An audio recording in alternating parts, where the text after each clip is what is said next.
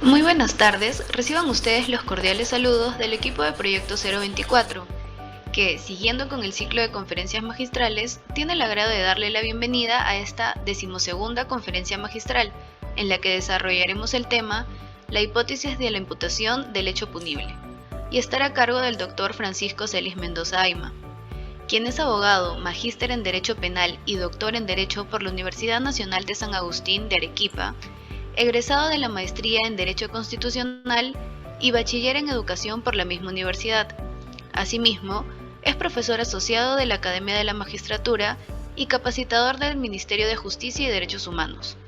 El doctor Celis Mendoza es profesor de pre y posgrado en diversas universidades del país, entre ellas la Universidad Nacional de San Agustín, Universidad Nacional Andina de Puno, Universidad Privada de Tacna, Universidad Católica de Santa María, Universidad de las Peruanas de Arequipa, entre otras. También es miembro honorario del Colegio de Abogados de Apurímac y director del área de Derecho Procesal del Instituto de Defensa de Derechos Fundamentales, Eugenio Raúl Zaffaroni. En cuanto a su producción académica, entre sus publicaciones tenemos Constitución y Justicia, la teoría del delito en la jurisprudencia penal, la necesidad de la imputación concreta en la construcción de un proceso penal cognitivo, la pretensión punitiva, presupuesto acusatorio, determinación e individualización de la pena, proceso penal, entre otras. No nos queda más que darle el agradecimiento respectivo al doctor Francisco Celis Mendoza Ayma por su preferencia el día de hoy y por acompañarnos con su importante tema, la hipótesis de la imputación del hecho punible.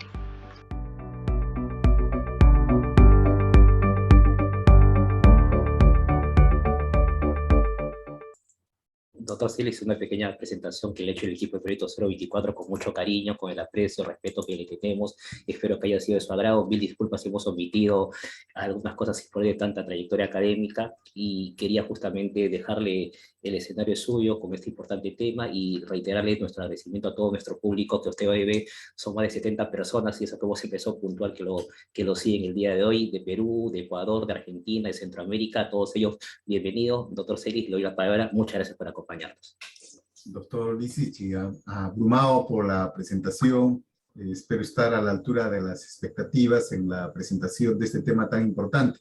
Quiero expresar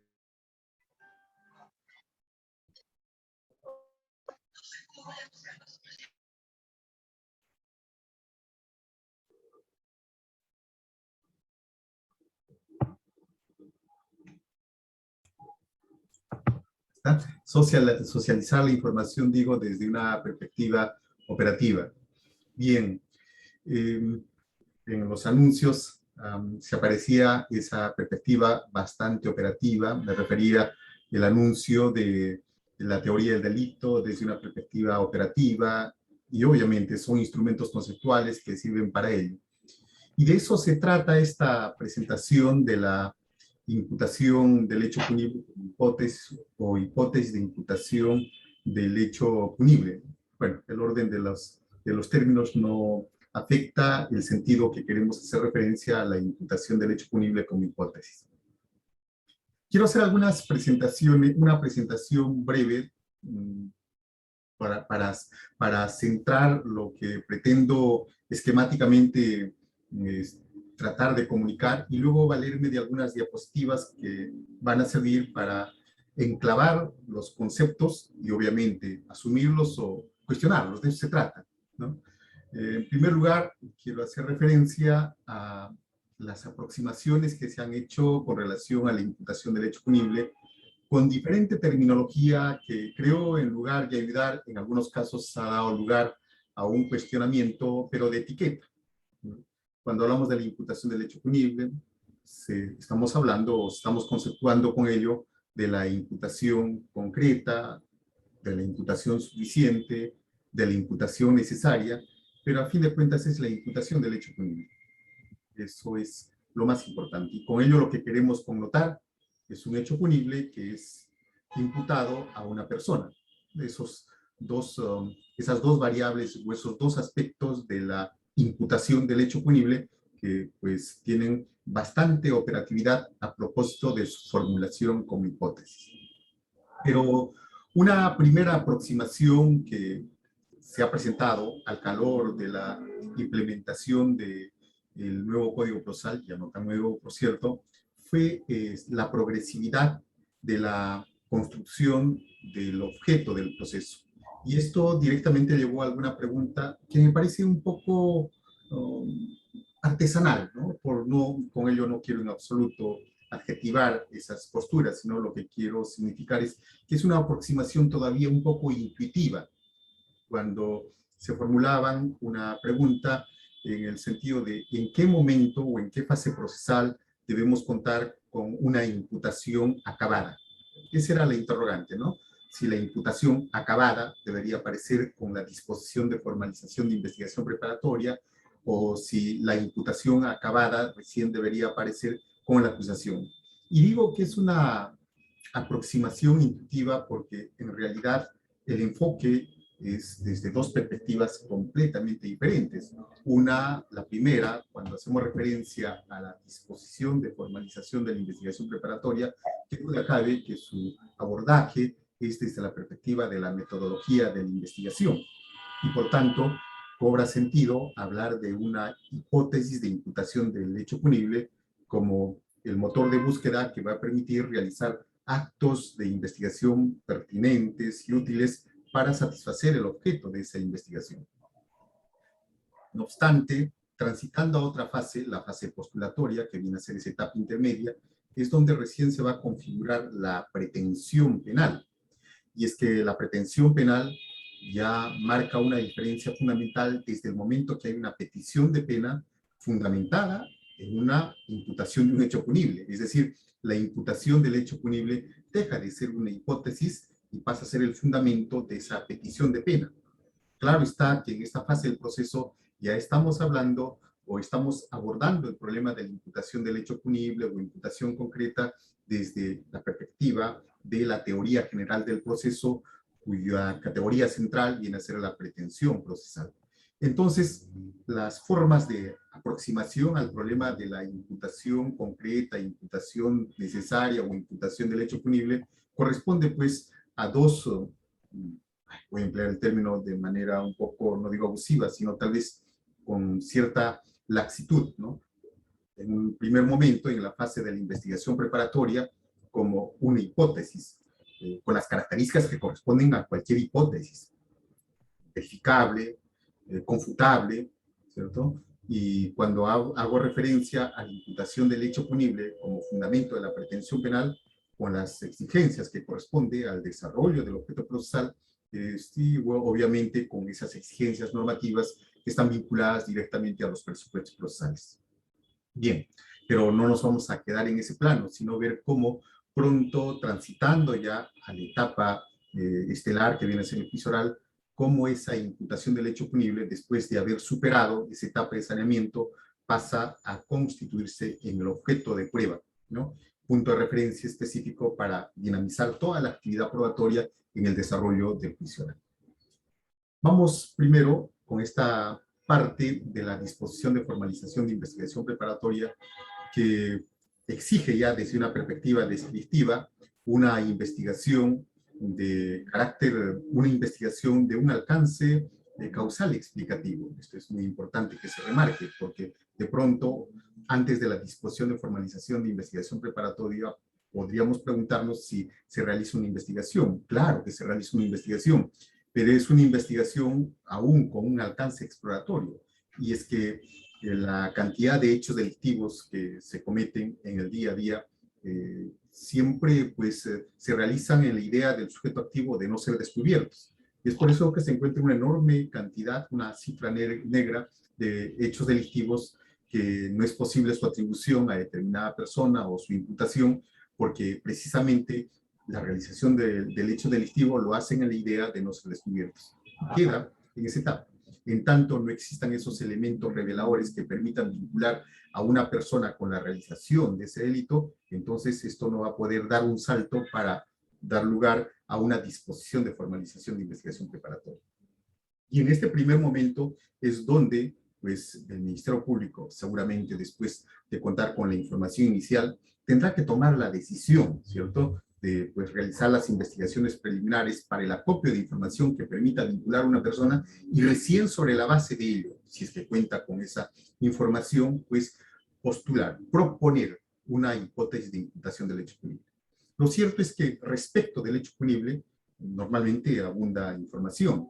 Es notorio ver en las noticias criminales, incluso las difundidas mediáticamente, que se abunda en información respecto al hecho punible. Se aprecia a sujetos que ingresan a un establecimiento encapuchados y pues ejercen violencia y sustraen los bienes de las personas, pero estos sujetos están en la idea de no ser descubiertos y es por eso que utilizan pasamontañas, algunos guantes, y bueno, tenemos elementos o información, elementos de juicio que permiten acopiar esa información, pero respecto a la imputación de elementos, información que permitan vincular a esta persona, normalmente esa información es un poco elusiva por propia voluntad del sujeto activo.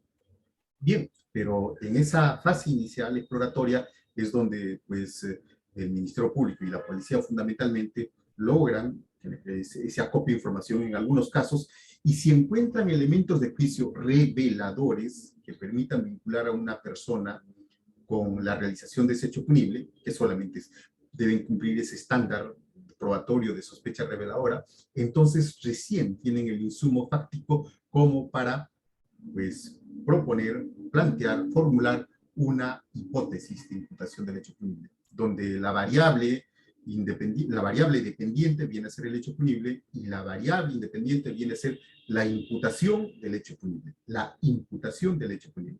Probablemente Juan sea quien disparó con arma de fuego 3 proyectiles en la cabeza de Raúl y le causó la muerte. Entonces, tiene que formularse esa hipótesis. Si bien es cierto, en la disposición de formalización de investigación preparatoria vamos a encontrar un conjunto de requisitos formales, conforme lo regula el artículo 336 del Código Procesal Penal, sin embargo, su núcleo viene a ser la hipótesis de imputación del hecho punible, ¿no? Que, reitero, normalmente se plantea en la idea de, pues con los actos de investigación, incorporar información que permita saltar de una mera sospecha reveladora a una sospecha suficiente. Y este es el principal problema.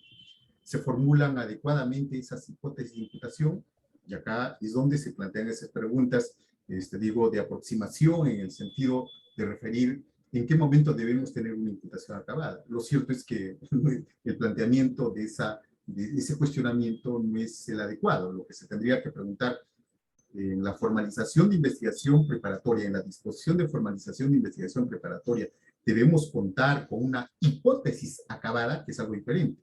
Una hipótesis con las características que corresponde a cualquier hipótesis. Y las características fundamentales es que puedan ser verificables, que puedan ser demostrables, por contra, que puedan ser refutables, que puedan ser falseables. Es decir, que esa hipótesis presentada con proposiciones fácticas pueda ser objeto de demostración o verificación o de refutación o falsación. Es decir, esto va a dar lugar a que se desarrollen actos de investigación concretos, acotados, pero vinculados a la hipótesis. Y es que, como se ha formulado una hipótesis de imputación, se entiende que esta hipótesis es acotada. Esa hipótesis está descansando sobre elementos de juicio, de los iniciales, que permiten ya vincular a una persona con la realización del hecho, pero eso es insuficiente. Hay necesidad de realización de actos de investigación y esas son proyectadas precisamente en función de la necesidad de demostración, de verificación que aparece con la formulación de la hipótesis. Es el tema. Es decir, aquí en este plano no podemos de pronto considerar que la hipótesis de imputación del hecho punible admitiría términos genéricos, conceptos indeterminados, porque con conceptos indeterminados y términos genéricos, pues no vamos a satisfacer las necesidades que corresponde a una hipótesis. Una hipótesis debe ser acotada, una hipótesis debe tener pues concreción para los efectos de que se puedan realizar los actos de investigación. Eso es claro. Es decir, la investigación preparatoria no es sino una especie de cualquier tipo de investigación y por tanto la hipótesis debe cumplir esos requisitos. Eventualmente pueden aparecer algunas preguntas, doctor, pero recién se ha dispuesto a la investigación, la formalización de la investigación preparatoria. ¿Cómo así usted exige que los términos tengan que ser acotados, tengan que ser concretos? no olvidemos que para la construcción de la hipótesis de imputación del hecho punible, pues tenemos elementos reveladores que permiten precisamente la formulación de la hipótesis. Si tenemos un elemento de juicio de que una menor de edad ha sido accedida carnalmente por vía vaginal, por lo menos con ese primer elemento revelador, se formula la hipótesis que quien habría accedido por vía vaginal carnalmente es pues fulano de tal, Juan habría sido la persona. Pero lo que no es admisible, y no sería una hipótesis, por cierto, es de pronto si se presenta que Juan habría abusado sexualmente de María. El término es genérico, ya hemos visto algunos problemas en la jurisprudencia de la Corte Suprema cuando de pronto esos términos genéricos generan problemas no solamente para pues, orientar los actos de investigación pertinentes, sino incluso para la etapa de demostración. Es harto conocido el caso donde pues, se accede por vía vaginal y de pronto resulta que el acceso habría sido por vía anal. Yo sé que en este momento pueden haber algunos cuestionamientos en el sentido de referir, oiga doctor, pero recién estamos investigando, pero no olvidemos lo que estoy indicando. Los elementos reveladores son los que permiten construir esa hipótesis. Es decir, la hipótesis no es un cuento, la hipótesis no es una narración, sino que la hipótesis descansa sobre la base de esos elementos de juicio que obviamente son previos a la formulación de esa hipótesis como mejor explicación posible de su concurrencia. Eso es lo fundamental. Es decir, la hipótesis no es un cuento corto, la hipótesis no es una pequeña novela, sino que la hipótesis está anclada en los elementos de convicción. Esto es lo fundamental. Por eso es que esa hipótesis, conforme a esos elementos de juicio, tiene esa acotación, tiene esa limitación que permite su formulación como tal. En una exposición a propósito de razonamiento probatorio del profesor Jordi Ferrer, hacía referencia a ello, ¿no? Pues si tenemos una formalización de investigación preparatoria, su núcleo es una hipótesis, y esa hipótesis debe cumplir con las características que corresponde a todas. Ahora bien, acá es donde aparece ya un tema bastante, digo, debatible por su operatividad y a veces por la necesidad de justificar conjeturas que no son... No hagas, no hagas. Anda, ya.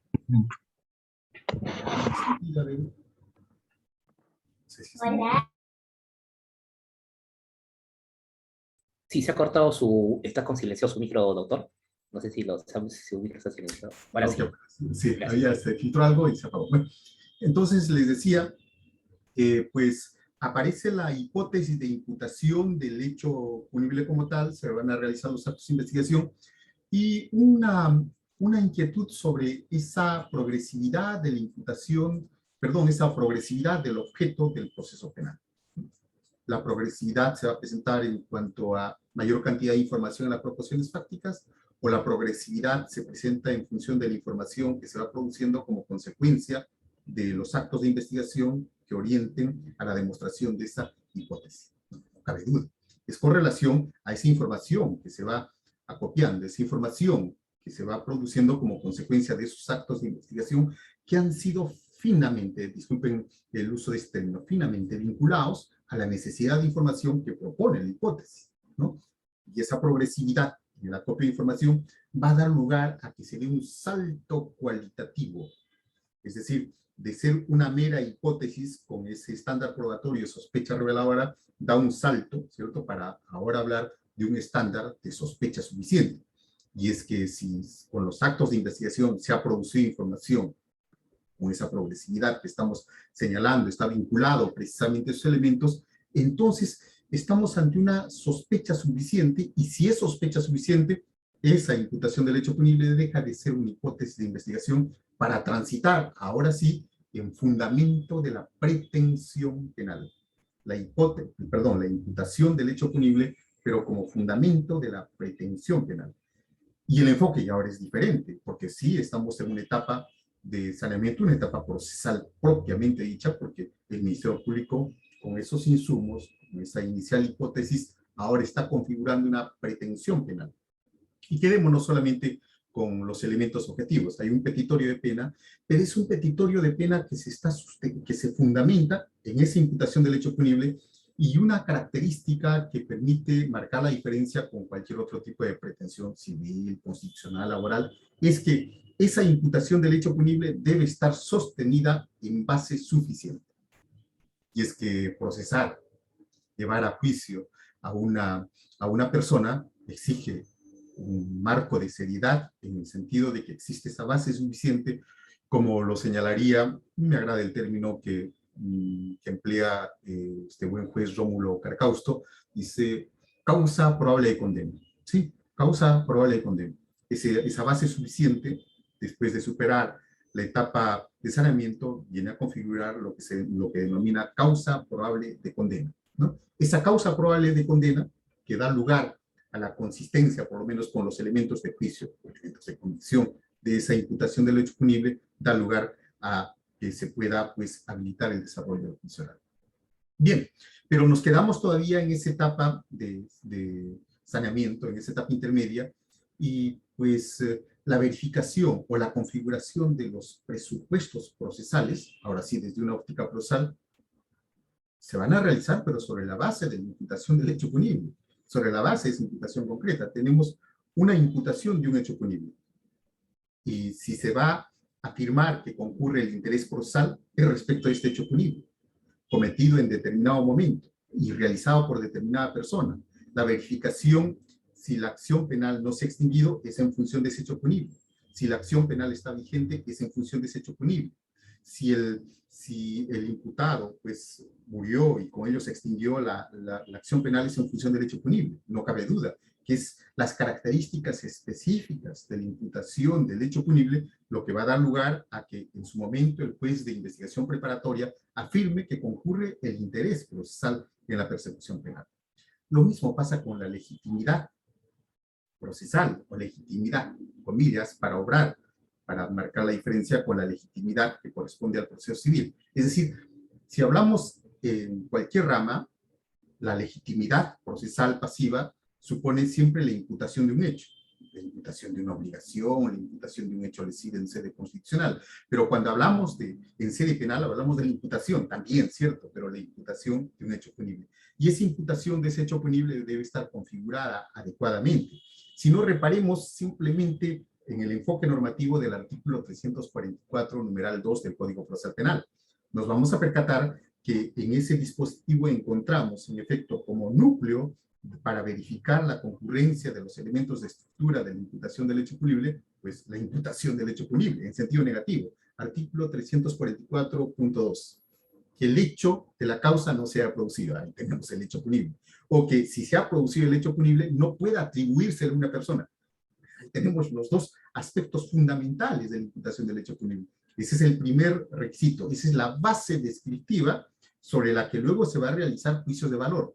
Y pasamos al artículo 342.2, literal B. Y en ese literal B encontramos la analítica que corresponde a la teoría del delito. Claro, que en sentido negativo, en su faz negativa.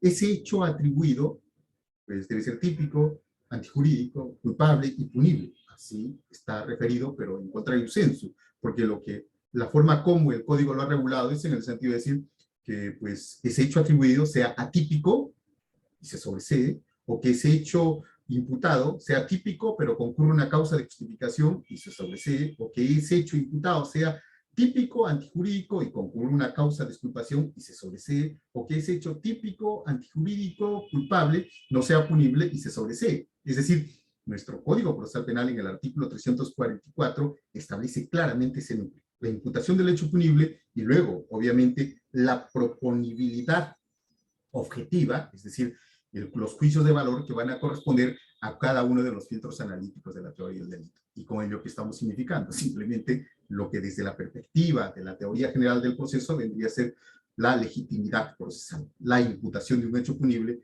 con la propuesta de una calificación jurídica adecuada. Y si ya estamos en la etapa de saneamiento. Acá solamente un pequeño pie de página, y esto es lo digo de la mejor intención para mis colegas jueces de investigación preparatoria. Lo que pasa es que cuando hay algunos cuestionamientos por la concurrencia de una causa de exculpación grave, alteración de la conciencia, muchos colegas consideran que ese es un tema de fondo y que esto tiene que ser objeto de discusión en el plenario. Y hay que tener mucho cuidado, porque si nosotros hacemos una apreciación del diseño normativo de las reglas que regulan la actividad probatoria, son para ello, nada más, para actividad probatoria. no encontramos en el desarrollo o normatividad, en el desarrollo del juicio oral, alguna normatividad compatible con la discusión en incidencia de cuestiones jurídicas. Es en esta etapa intermedia donde debe ser superado todo ello. Es decir, acá en esta etapa intermedia, a la luz de este artículo 344, se tiene que realizar ese control sustancial. Si eventualmente se ha planteado la concurrencia de una causa de exculpación como una grave alteración de la conciencia, recuerden ustedes el famoso caso bastante difundido por el doctor Neira Chucerrato, este empresario, y la gravísima alteración de la conciencia con la que se desplazaba como pasajero a bordo de su vehículo, ese aspecto tenía que ser objeto de una decisión, pero en etapa intermedia. Podría, eventualmente, no comparto ello, ser un hecho típico, antijurídico, pero culpabilidad con ese grado de alcoholemia. Entonces, los jueces no pueden soslayar el pronunciamiento en ese momento si concurrió o no concurrió, y no de pronto utilizar ese término de que es una cuestión de fondo y que por ello se tiene que pues, discutir, debatir ya en el plenario oral. No, no. Y ese es un gran problema de jueces de investigación preparatoria, mis colegas, que normalmente han comprendido de manera inadecuada que cualquier cuestión de calificación jurídica tenga que ser objeto recién de debate en el plenario. No, esto corresponde a esa audiencia preliminar donde se van a definir, ¿cierto?, si se ha completado, si es adecuado esas calificaciones jurídicas en cualquiera de los niveles analíticos de la teoría del delito. Lo mismo pasa cuando estamos en el plano del numeral 3 de ese inciso 2 del artículo 344, vigencia de la acción penal. Ya lo hemos dicho, el interés procesal, pero todo vinculado a esa imputación del hecho punible.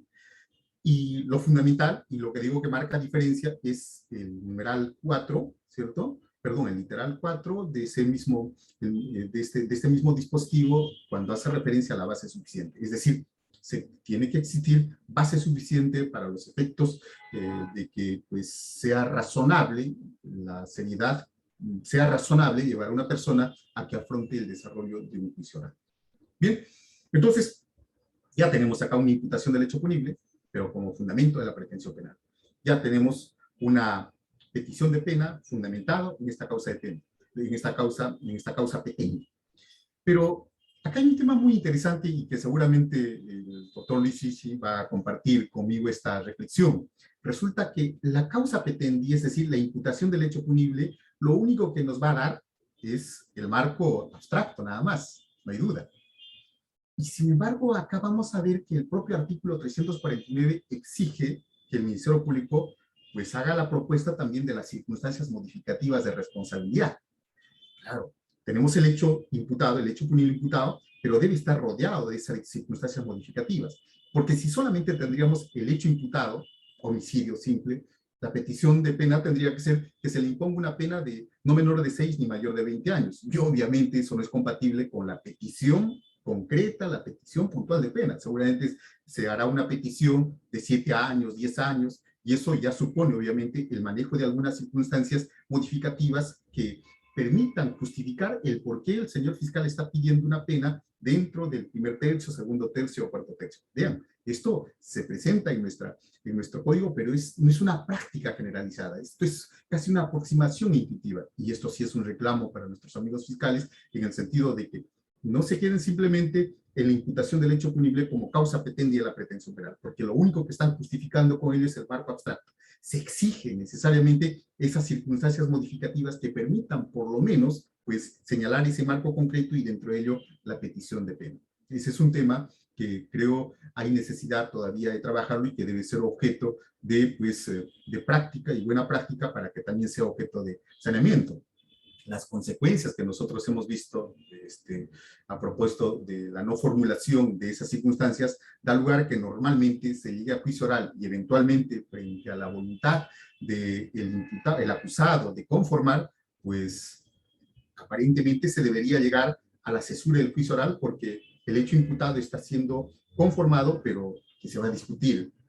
Se indica que sería en todo caso la pena, pero si no se tiene base fáctica, y esa es una situación que lleva a que ese desarrollo del juicio oral respecto de la determinación de la pena sea fuertemente intuitivo y ajeno a la razonabilidad de una discusión de las circunstancias modificativas de responsabilidad. Es un tema, creo, por trabajar. Bien, Si se ha superado esta etapa intermedia, con esa pretensión penal sostenida sobre esta causa petente, imputación del hecho punible, con las circunstancias modificativas, pues transitamos a la etapa estelar del juicio, y acá esta imputación del hecho punible ya aparece, ¿cierto?, pero configurada como lo que conocemos, el objeto de prueba. A esa etapa de demostración probatoria. El Ministerio Público ha propuesto estos hechos, imputación del hecho punible, y todo el diseño normativo está orientado a la demostración de esa imputación del hecho punible, o las hipótesis alternativas que pueden plantear la defensa. Pero es una etapa de prueba, de actividad probatoria, de demostración. Entero lo encontramos, salvo en algunas cuestiones excepcionales, como el tema de la calificación o el planteamiento de la tesis de desvinculación, que son muy incidentales, pero que son bastante excepcionales. Y toda la actividad probatoria se va a desarrollar al respecto. Bien, en este panorama, como hemos visto, cada una de las fases va determinando objetos con finalidades distintas, una de investigación, otra de saneamiento y otra de prueba. Por lo menos creo que eso es claro. Pero quiero acá entrar a un tema que me parece muy importante, que es el que corresponde, y es una preocupación permanente, a la argumentación y propiamente el tema del razonamiento probatorio. Esto está vinculado a lo que estamos trabajando, por favor, y no es ajeno.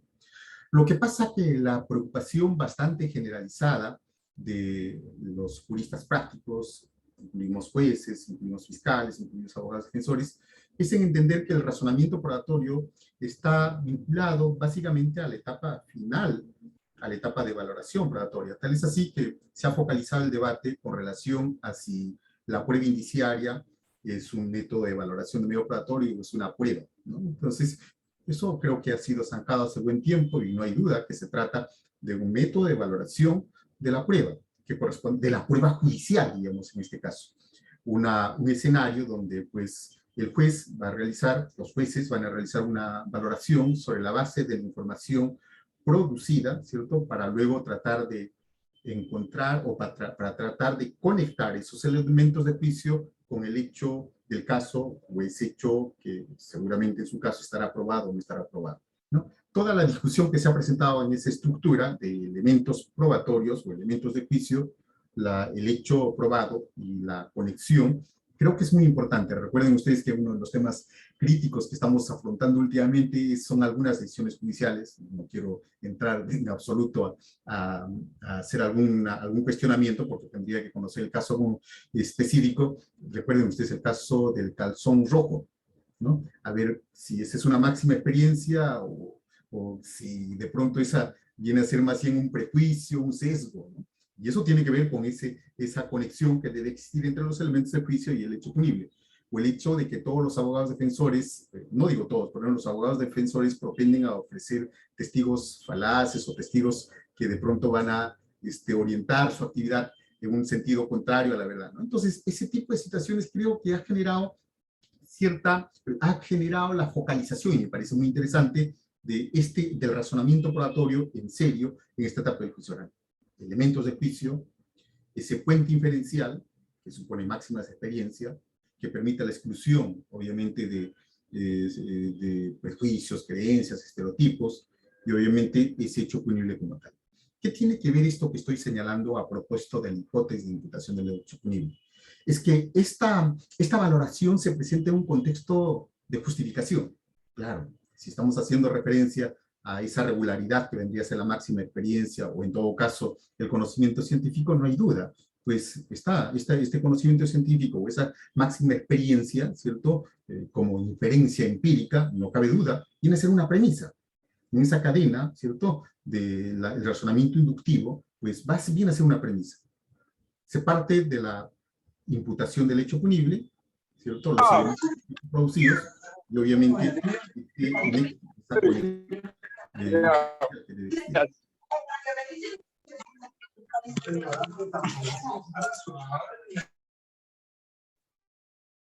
Doctor, hemos silenciado una entrada, no sé si puede nuevamente pedir disculpas, por favor. Listo. Y estamos entonces en ese contexto que hemos indicado de justificación, pero para una decisión. Y acá, de alguna manera, se ha hecho fuerte difusión. Pero ¿cuál es el tema? Yo no quiero hablar del contexto de justificación, sino algo que el profesor Roger Rodríguez lo ha señalado, en el contexto de descubrimiento. Es decir, para formular esa hipótesis de imputación del hecho punible, en su momento, en la disposición previa a la disposición de formalización de investigación preparatoria, pues los señores fiscales han realizado un razonamiento probatorio, empleando el término prueba en sentido general, no el término prueba o probatorio en sentido judicial, ¿no? La prueba judicial se produce en juicio, no hay duda, ¿cierto? Pero acá estamos hablando de una fase donde los señores fiscales pues aprecian un conjunto de elementos de juicio y sobre esa base descubren, sobre esa base ingresan a una etapa heurística para formular esa hipótesis como la única explicación o una de las explicaciones plausibles con la realización de los hechos. Y esta es la etapa, considero, más débil, porque resulta que si esto no se hace conciencia, si esto no corresponde a una etapa, a una fase de real conciencia por parte del operador fiscal, en el sentido de que está realizando una labor, ¿cierto?, de razonamiento, porque ha encontrado esos elementos, porque sobre la base de esos elementos hace una conexión de una inferencia empírica para plantear esa hipótesis, entonces no cabe duda. Este señor fiscal va a armar, va a proponer, va a formular una hipótesis de imputación como corresponde. Pero si de pronto el señor fiscal no es consciente, no hace conciencia que lo que está realizando es un razonamiento, entonces esto puede decaer en una mera intuición, ¿no? Y no hay duda que lo contrario a una racionalidad consciente viene a ser precisamente el tema de la intuición. Y con intuición podemos formular conjeturas, con intuición podemos formular pálpitos, con intuición pues se desbordan los sesgos cognitivos, con intuición muchas veces pues vamos a encontrar aparentes abducciones hipercodificadas, pero que pues mal hacen al momento de configurar la hipótesis de imputación. Creo que es una etapa central, es la etapa fundamental, porque no nos olvidemos que estamos en los cimientos del proceso. Si en este momento el señor fiscal ha construido una adecuada imputación, ¿cierto?, como hipótesis, sobre la base de sus elementos de juicio, siendo conscientes, no exteriorizando la formalización, pero sí siendo conscientes de que esas máximas de experiencia o ese conocimiento le permiten formular esa hipótesis y con ello luego adelantar la realización de unos actos de investigación, tengo la certeza que esos cimientos, esas bases van a dar lugar a que luego la edificación procesal culmine de una manera adecuada, sea con el sobreseimiento o en todo caso sea con la formulación de una acusación y luego la estelaridad del juicio. Pero si esta etapa es bastante precaria y solamente se cumple formalmente con plantear algunos hechos que intuitivamente vendría a ser un hecho delictivo, creo que ese es el principal problema. Acá, en este plano, es donde encontramos un serio déficit, donde incluso a veces no se es consciente de que estamos en una etapa de razonamiento probatorio, pero no en un contexto de justificación que corresponde a la etapa inicial, sino en un contexto de descubrimiento, el eureka, la heurística, la función heurística de estos indicios iniciales para construir esa hipótesis de imputación. Por lo menos desde el razonamiento probatorio, se está poniendo últimamente esfuerzo en ese plano para que Fiscalía comprenda la necesidad de, pues, trabajar con este esquema y se pueda construir una hipótesis de imputación. Y acá también me va a acompañar el doctor Luis Isti en una reflexión. Es interesante plantear seguramente una hipótesis de imputación de un hecho punible, y aparentemente sería, o relativamente simple, si hablamos de una hipótesis de un hecho punible de un delito instantáneo. Sí, pues normalmente tenemos esos elementos y podemos plantear que en un determinado tiempo y lugar se habría realizado ese homicidio. Y vamos encontrando ya problemas. ¿Y qué pasa con los delitos permanentes, los delitos continuados? Y acá sí es el tema. ¿Y qué pasa con aquellos delitos proceso, los delitos económicos? Porque, pues, si es que estamos hablando de delitos proceso, delitos económicos, un lavado de activos, minería ilegal, delitos medioambientales, ya el problema va variando y esto va a tener profunda incidencia práctica, porque resulta que si estamos ante ese tipo de delitos, ¿qué tipo de hipótesis voy a formular? Una hipótesis, comillas, un poco estática como la de un delito continuado. ¿Cuál es mi estrategia de investigación frente a esta hipótesis en un delito proceso? tendré que aplicar las técnicas especiales de investigación para luego recién en su momento hacer un corte y ver qué segmento de la imputación es la que voy a formular como hipótesis. Si se haría una reflexión fuerte al respecto, yo creo que sí estaríamos avanzando de una manera adecuada en la construcción de un proceso penal cognitivo y que precisamente el detectar estos puntos permitiría afrontar con éxito los delitos complejos. Créame que para mí es una preocupación cuando de pronto frente a determinados hechos simplemente se formaliza la investigación preparatoria y como no hay una hipótesis que ni siquiera se ha preocupado por determinar si es un delito continuado, si es un delito proceso, entonces la investigación deviene simplemente en un marasmo de formalidad que hace lugar a que transcurran rápidamente los 36 meses y de pronto pues excedan los plazos y resulta que como no se ha tenido una hipótesis porque ni siquiera se comprendió su necesidad, estableciendo la dinámica propia de esa hipótesis, se agotaron todos los tiempos, se agotaron las medidas coercitivas y pues pasa lo que está sucediendo en estos momentos. Investigaciones completamente agotadas y que finalmente pasan con una acusación bastante formularia, por cierto, y los jueces son los que tienen que resolver esos problemas cuando el problema en realidad debió ser afrontado en su base con la formalización de la investigación preparatoria y con la definición. Por ejemplo, probablemente en esto sí voy a tener tal vez alguna suerte de distanciamiento de la postura del doctor Luis Sisi, lo digo con todo respeto y con todo cariño, doctor, es el problema en el caso, por ejemplo, de la hipótesis de imputación en un delito de lavado de activos. Y es que si nosotros estamos afirmando de que se trata de un acto donde el verbo típico es la conversión o es la transferencia, en realidad la conversión a transferencia viene a ser un acto neutro, ¿no? Si en este momento ya pego una suma de 500 soles, es un acto neutro.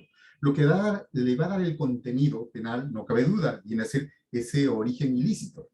Y es que muchas veces, pues con el informe de la Unidad de Inteligencia Financiera por un movimiento de $500,000, esto, si bien es cierto, debe encender solamente las alarmas, pero ahí nada más, porque esto debe más bien suponer recién la implementación de actos especiales de investigación orientados a saber de dónde provendría.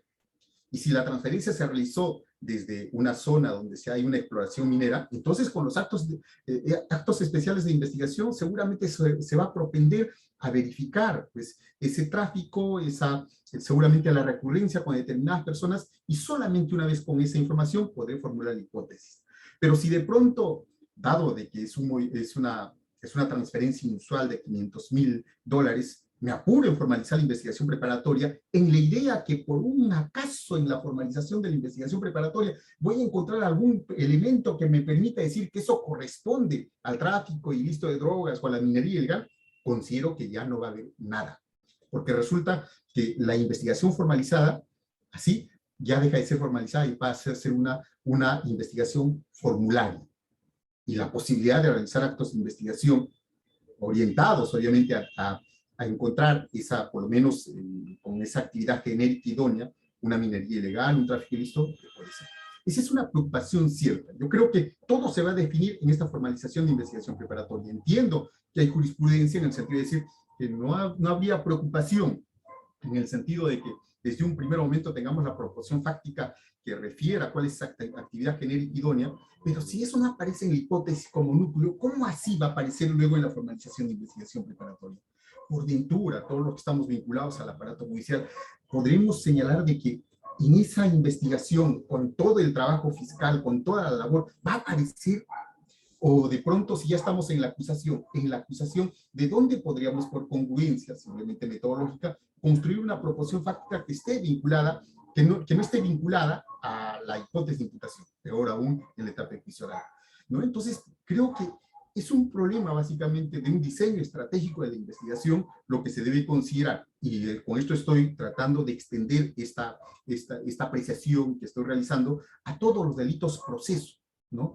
Y eso supone obviamente una aproximación metodológica que atienda a la naturaleza de este delito. Me estaba preocupando por pasar algunas diapositivas, pero creo que no va a haber tiempo para el tema de las diapositivas. Doctor, solamente no, como usted guste, doctor. Está como anfitrión, todo el escenario es suyo. Puede pasarla como usted guste, no hay problema. Pasaré rápidamente con unas breves diapositivas para tratar de, pues, con ello concluir rápidamente. esta etapa, perdón, esto que he señalado. Gracias, doctor.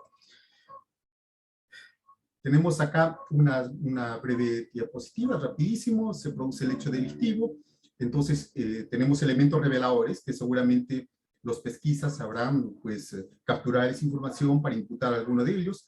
Este es un tema muy importante, siempre encontrar que pues, la hipótesis como tal tiene dos variables, una la imputación y un hecho punible. Esto ha sido de siempre, los señores abogados que han trabajado con el viejo código saben esa diferencia que existía entre el archivo definitivo y el archivo provisional y cómo tiene tremenda operatividad esa diferencia, ¿no? Ahora, cuando se ha tratado de sintetizar todo en la imputación de un hecho punible nada más, creo que es, perdón, de la imputación concreta como que esa necesaria diferencia operativa entre la imputación o atribución y el hecho punible hace lugar a que muchas veces pues no se realice esa configuración con hipótesis como hemos indicado. Acá ya tenemos la imputación. Estos son los indicios reveladores del 336, elementos de juicio, o como lo refieren otros, los hechos probatorios, dicen, ¿no? Y este sería el hecho probado. Y el tema fundamental se encuentra en este puente inferencial, o warrant en la perspectiva de Toulmin. Este puente inferencial es lo fundamental. También pasemos a la pretensión penal. La pretensión penal, o los fundamentos causa petendi, viene a tener esta misma situación. Solamente que en la pretensión penal, pues, sí se exige ya fundamentación, a diferencia de la hipótesis de la imputación del hecho punible, donde pues, es suficiente la hipótesis vinculada, por lo menos con ese elemento de juicio. En la acusación, no nos olvidemos que ya hace referencia, veamos, dice, el hecho antecedente, correcto, el hecho concomitante, correcto, y el hecho posterior, correcto. Esos elementos deben, no es que pueden, sino deben aparecer, porque de estos hechos base es que, si no tenemos prueba directa, vamos a inferir la imputación del hecho punible. Esto es muy importante, porque recuerden ustedes que una de las discusiones fuertes que se ha dado también en la academia es si Fiscalía, cuando formaliza la acusación, debe, ¿cierto?, señalar la argumentación que correspondería a la prueba indiciaria. No, en la acusación no encontramos ello, pero lo que sí encontramos son las exigencias de las circunstancias antecedentes, concomitantes y posteriores, ¿no?, que vendrían a ser las bases para luego inferir empíricamente la imputación del hecho punible. Rápidamente, esta es la pretensión del hecho punible, son algunos estándares, no son estándares, sino algunos criterios que desarrolla el profesor Daniel González Laguirre para, pues, sostener cuando ya estaríamos ante una pretensión penal como base suficiente. Quizás uno de los principales problemas que se presenta es esa confusión conceptual que se da generalmente entre la imputación como hipótesis o la imputación como suposición. Claro, una hipótesis es una suposición, pero calificada, cualificada, no es cualquier suposición, ¿no? Podemos tener un conjunto de elementos, y siempre pongo este ejemplo en el sentido de tener una placa radiográfica con claroscuros, zona grises, y nosotros no somos neumólogos, no podemos formular ninguna hipótesis, a lo mucho, tal vez una suposición. Quien lo va a hacer es la persona que tenga esa competencia cognitiva como para decir fibrosis, como para señalar tuberculosis o como para señalar una neumonía. Es decir, algo que siempre se refiere, los ojos no observan o no ven lo que el cerebro no conoce. Y si el señor fiscal no tiene la formación cognitiva como para detectar estos problemas desde la metodología y la teoría, no va a poder formular una hipótesis. Por eso la necesidad de capacitación es, pero fuerte en ese plano de la imputación, ¿no? Esta diapositiva, creo, permite graficar de mejor manera este tema. La construcción de la hipótesis como síntesis, requiere de los elementos de juicio que se den en el mundo de la realidad y obviamente de esa tremenda capacidad cognitiva. Acá tenemos a un señor fiscal que sabe diferenciar cuáles son las características de los delitos proceso, un delito de lavado de activos, un delito de minería ilegal, y obviamente la síntesis desde la realidad y desde su base teórica le permite construir esta hipótesis de imputación del hecho punible, siempre con el cuidado de evitar cualquier falacia, cualquier estereotipo, cualquier pseudo conocimiento que contraríe el conocimiento científico, las máximas de experiencia o la máxima experiencia o las reglas de la lógica. Con esto quiero finalizar, estimado doctor, es algo que he señalado, que se diferencia claramente a la imputación del hecho, la imputación concreta, reparen ustedes acá, la imputación concreta como hipótesis, la imputación concreta como causa petendi, y la imputación concreta como objeto de prueba. Y cómo los contradictorios que se van marcando en cada una de las fases son diferentes y que corresponden a sujetos diferentes. Quien conduce fiscal, su objeto de investigación y finalidad acusarlo sobre etapa intermedia. Quien conduce es el señor juez de investigación preparatoria y su objeto es asesoramiento. Y en la pretensión penal, quien conduce son los jueces de juzgamiento, su objeto es el desarrollo de la actividad probatoria y una finalidad diferente que viene a ser, obviamente, una fundabilidad. Por tanto, como los contradictorios son diferentes y que marcan, obviamente, la confrontación de razones diferentes, no podemos de ninguna manera suponer que los actos de investigación,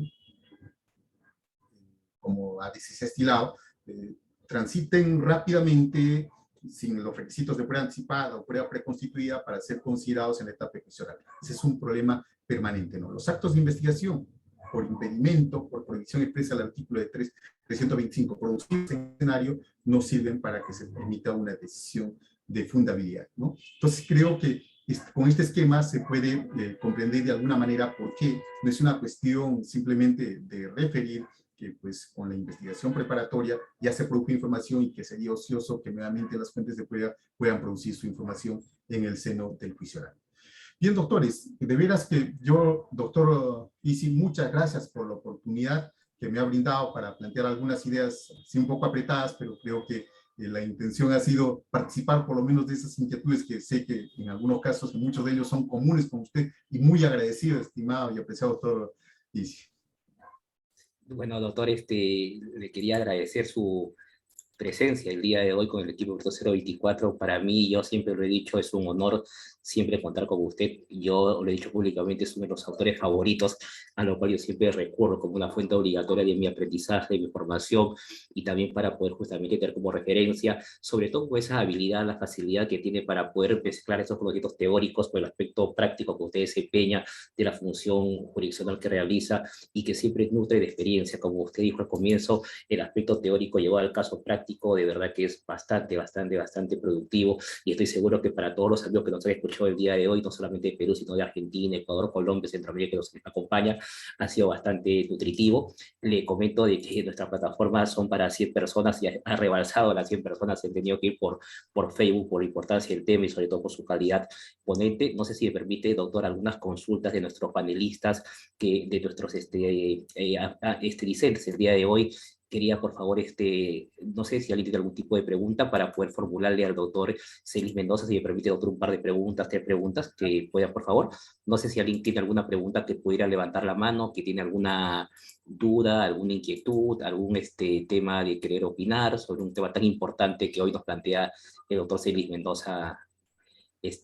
Acá hay una pregunta, doctor, que es nos escribe desde Ecuador, Pedro Esteban Sánchez, ¿no? Dice, buenas tardes, estimado doctor, saludos de Ecuador.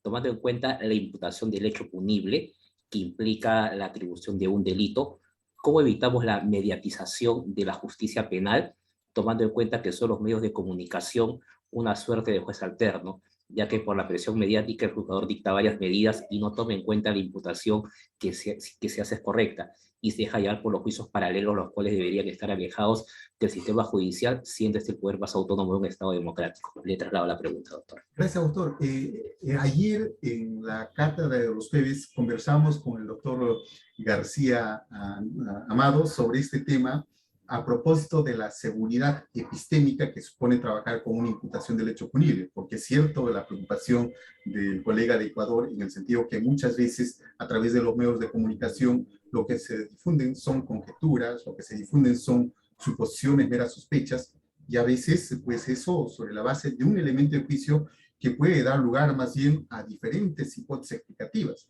Entonces, lo que conversamos era, independientemente de la fuerza que pone el profesor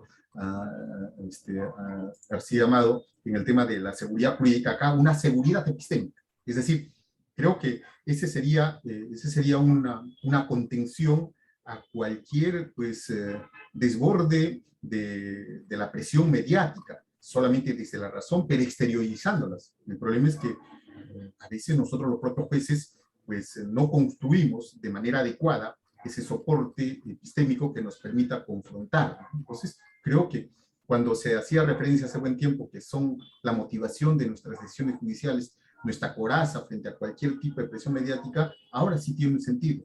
Sí, seguridad epistémica. ¿Por qué? Si hemos tomado esta decisión es porque tenemos estos fundamentos y acá tenemos la imputación del hecho punible como tal. Claro está que esto no va a ser un remedio completo. Definitivamente el tema de la perversión de los juicios paralelos va a ser una constante y esto ya escapa pues a la labor que desarrollan los jueces al interior de un proceso formalizado. Gracias, doctor.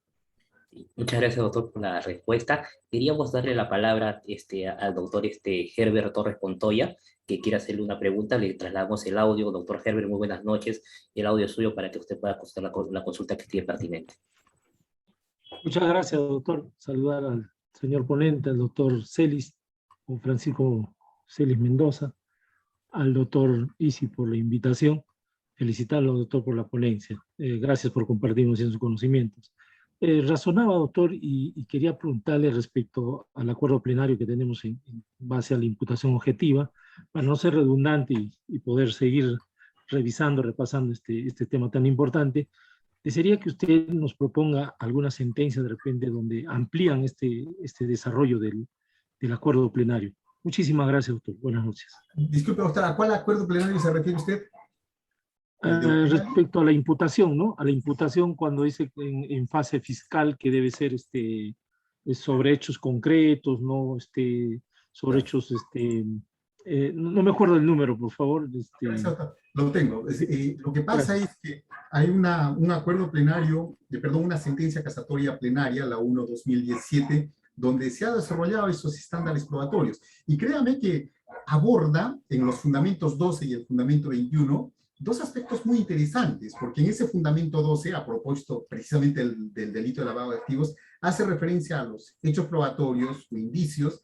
Entonces, ¿cómo en función de ello se tendría que construir el hecho probado, en todo caso el origen ilícito? Pero donde se cierra este tema, y de manera creo adecuada, es en el fundamento 21, donde hace referencia justamente a que el origen ilícito como proporción fáctica debe ser descrita como pues esa actividad genérica idónea para producir activos. Bueno, eso ya genera otro tipo de problemas, ¿no? En algunos talleres con algunos colegas decíamos, a ver, describe con cierto grado de concreción esa actividad genérica, y que me viene el problema, idónea para producir activos. Así lo dice el fundamento 21, y es menudo problema para la fiscalía, ¿no? Creo que lo importante es ver en ese fundamento 12 que no se quede solamente en la presentación de los indicios, sino cómo de la presentación de esos indicios o esos hechos probatorios se pueda ya plantear como proposición fáctica el hecho del caso, que estaría, en el caso de lavado de activos, vinculados al origen ilícito. Creo que por ese lado, ahí estamos encontrando, por ejemplo, un tema bastante operativo respecto a la imputación del hecho punible en los delitos proceso. Gracias, doctor. Muchísimas gracias, doctor. Muy agradecido, doctor Herbert, por la pregunta. Doctor, dos preguntas más para ya cerrar, abusar de su tiempo. Dice, buenas noches, doctor, excelente ponencia. Jesús Ábalos Acosta. Una consulta, ¿cómo es o debe ser la imputación del hecho punible en la fase de diligencias preliminares? Ese es un tema bastante sensible. Lo que pasa es que a nivel de las diligencias preliminares, esto va a depender de la forma como se habría presentado el hecho. Créame que en muchos casos, por ejemplo, estamos en en un delito flagrante, y resulta que la información abruma, tal es así de que si es un hecho simple, se tendrá que requerir la incoación del proceso inmediato, y ya no hay sospecha reveladora, sino hay sospecha suficiente y tengo información suficiente como para requerir la incoación del proceso inmediato. En otros casos, a lo mejor no encuentro ni siquiera sospecha reveladora, y en otros casos no habrá posibilidad de formular una imputación, sino desarrollar todavía actos de investigación para encontrar esa información. Yo entiendo la preocupación del doctor en el sentido, oiga, si estamos en diligencias preliminares, ¿cómo se puede configurar esa imputación a propósito de algunos delitos, como por ejemplo el de violación de indemnidad sexual y algunos otros delitos que plantean la realización de prueba anticipada antes de la formalización de investigación preparatoria?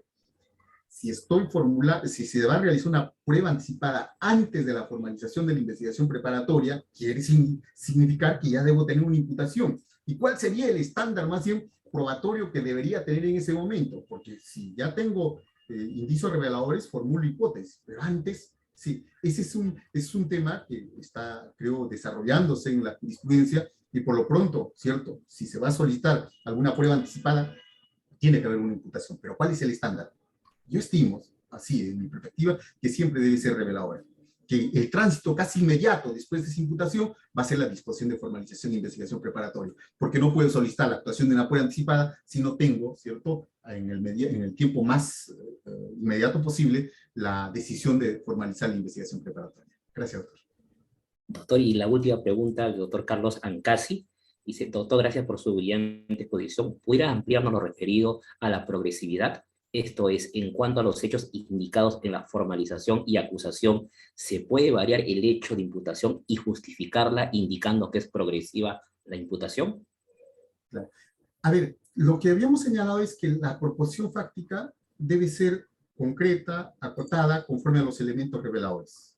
Es decir, la capacidad de rendimiento de los elementos reveladores permiten esa concreción de la hipótesis, de esa proposición fáctica.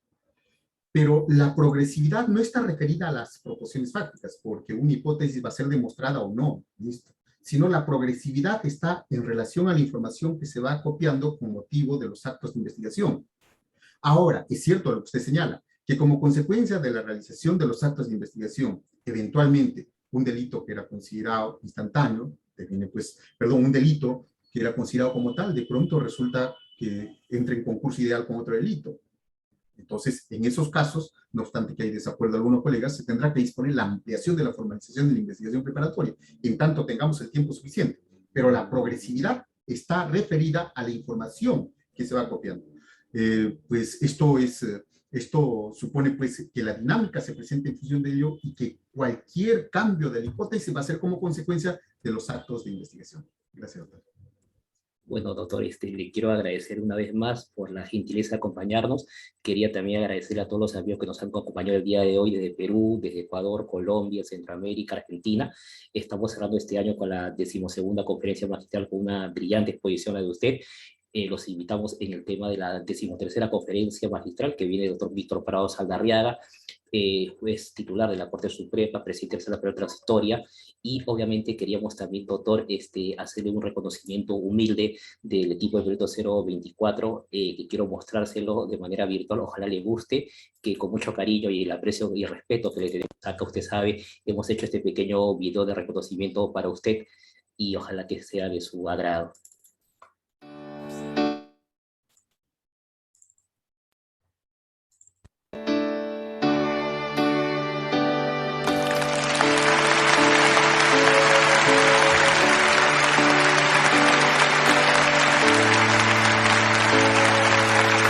Muchas veces recuerdo los triunfos y derrotas, los problemas que hacían difícil la situación. Mi deseo de triunfar siempre fue mayor, y veo llegar el día que tanto esperé. Nos graduamos un año terminó.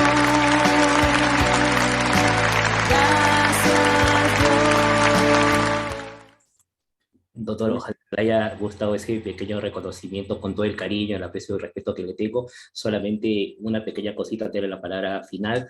Agradecerle una vez más por su brillante exposición a todos los amigos que nos siguen a nivel nacional e internacional. Los invitamos en el próximo año en el proyecto Derecho para Todos con Víctor Prado y también la doctora Elvia Barrios. Quizás el último aporte mío final, que es un deseo obviamente de alguien que lo aprecia bastante, y estoy seguro que esa cita roja en su momento pronto va a ser una roja, blanca, roja, que es lo que le merece a alguien de su trayectoria como usted. Doctor, le doy la palabra para la despedida final con nuestros amigos. Doctor, usted sabe que el aprecio es mutuo. Yo admiro su labor de difusión del derecho y obviamente su enfoque bastante práctico. Creo que coincidimos en esos temas, doctor, y los conceptos jurídicos deben siempre orientarse a una práctica operativa y la corrección de esta en función de la teoría. Muchas gracias, doctor. Eternamente agradecido, doctor Luisis. Muy agradecido. Muy buenas noches con todos los amigos. Los esperamos el día 28 de enero con la 13ª conferencia magistral a cargo de Víctor Prado Saldarriaga. Muchas gracias, muy buenas noches. Felices fiestas. El equipo Proyecto 024, tu mejor elección. Gracias.